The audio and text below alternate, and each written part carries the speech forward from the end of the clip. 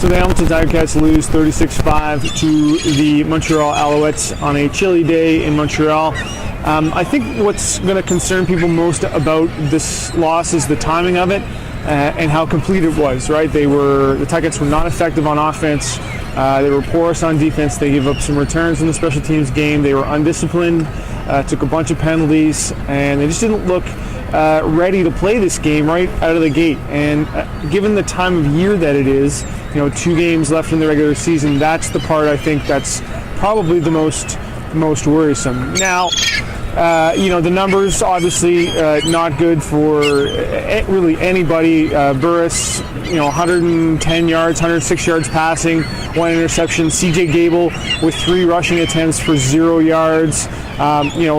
Troy Smith making his first career CFL start, threw for 275 and 3 touchdowns, and really made plays with his feet and showed the arm strength that sort of as advertised. So really took advantage of some miscues in the Ticats secondary as well. So all across the board, this was not a good effort by the Ticats. Now, that being said, it doesn't really change the circumstance tremendously.